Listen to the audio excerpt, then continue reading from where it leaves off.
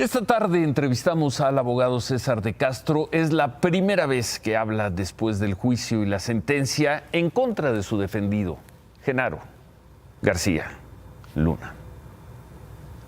El gesto de Genaro García Luna dejó esa dureza manifiesta durante semanas. El ceño fruncido se fue y su entrecejo se acomodó más en la lógica de quien expresa preocupación o incertidumbre. Entonces vino la lectura. El juez tomó el veredicto con las casillas marcadas por el jurado, todas a favor del gobierno de Estados Unidos. Cargo 2, culpable. Cargo 3, culpable. Cargo 4, culpable. Cargo 1, culpable. Cargo 5, culpable. ¿Cómo se encuentra Genaro García Luna? So I'd say initially he was, as I think we all were, in shock a little bit. That's, I think, would be normal in the trial process. And then took some time for us all to sort of consider it and talk. And he's fine. He is, as I've known him now for several years, he is an optimist. He is very optimistic about the future. He always is future looking. He's okay. He's, of course, unhappy with the verdict. We all are unhappy with the verdict. We believe it was against the weight of the evidence. However, he is, as he always tends to be, optimistic and working hard with the entire team. ¿Qué razón, qué motivo tendría él para estar optimista? Well, I think that he's optimistic in general, just about things. He wants us to focus on what can we do to continue to fight the case. We are, of course, going to continue to fight. We are going to consider all of our options and what would be next. And now we have to consider what our options are next and just look forward and decide what's next. Pese al optimismo del que habla el abogado, el panorama para García Luna es muy adverso. En junio se conocerá la sentencia, pues que no podrá ser menor de 20 años en la cárcel. En ese panorama, García Luna decidió o decidirá convertirse en testigo cooperante de la justicia de Estados Unidos, tal como se lo pide, entre otros, el presidente López Obrador.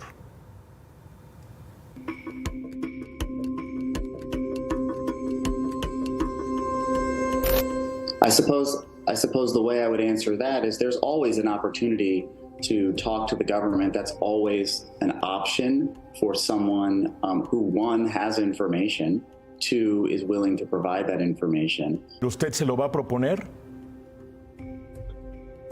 It's something I certainly will talk to him about.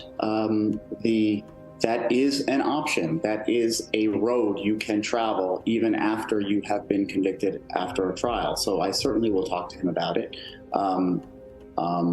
He has not said he's interested in doing that. Hasta el momento no está interesado o no ha mostrado un signo de estar interesado en convertirse en un testigo colaborador. No. Ojalá. No solo porque le pueden reducir los años de cárcel a García Luna, sino por el servicio que le daría a México, a pesar de los pesares, el que hablara. El propio presidente de México, el presidente López Obrador, lo está animando, invitando a convertirse en un testigo colaborador. I don't know if the president is talking based on any information. I don't know that he knows if Genaro García Luna has any information to provide. So what I will say is that it is certainly an option, and it's an option that I will talk to him about. I have talked to him about, and it is something that if he wants to, he will consider. Lo puede considerar, pero hasta este momento Genaro García Luna no le ha dicho a su abogado que piense convertirse en un testigo cooperante o colaborador. El abogado hizo referencia también a cuándo y por qué Mencionó al presidente López Obrador en el juicio en Nueva York cuando interrogaba a Jesús el Rey Zambada. Eran los últimos días del juicio. ¿Qué pasó? ¿Por qué habló así del presidente López Obrador? ¿Se equivocó el abogado cuando dijo que el narcotraficante Zambada había entregado dinero para una campaña que tendría que ver con Andrés Manuel López Obrador? Abogado, ¿no se va a disculpar con el presidente de México por sus dichos ayer con el Rey Zambada? Yo no sé qué él está diciendo. Did you lie?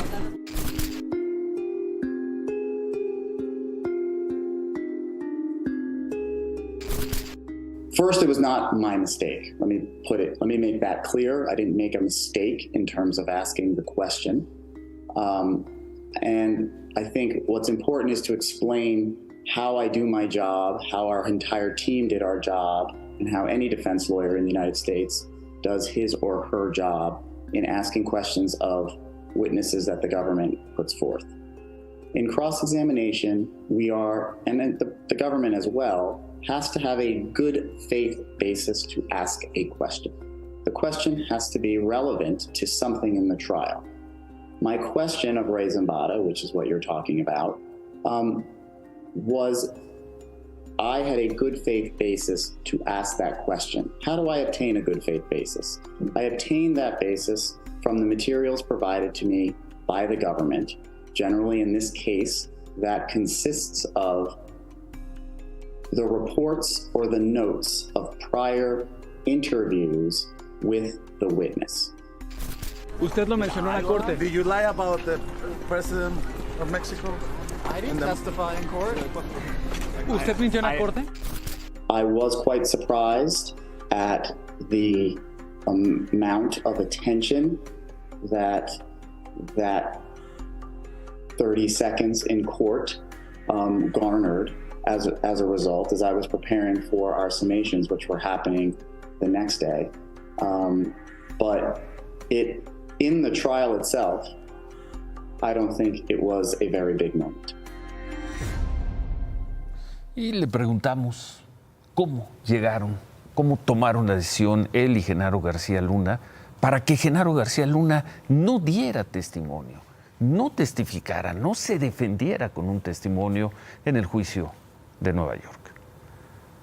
Porque sabemos que la decisión la toma Genaro García Luna, pero suponemos que fue una decisión conversada con usted.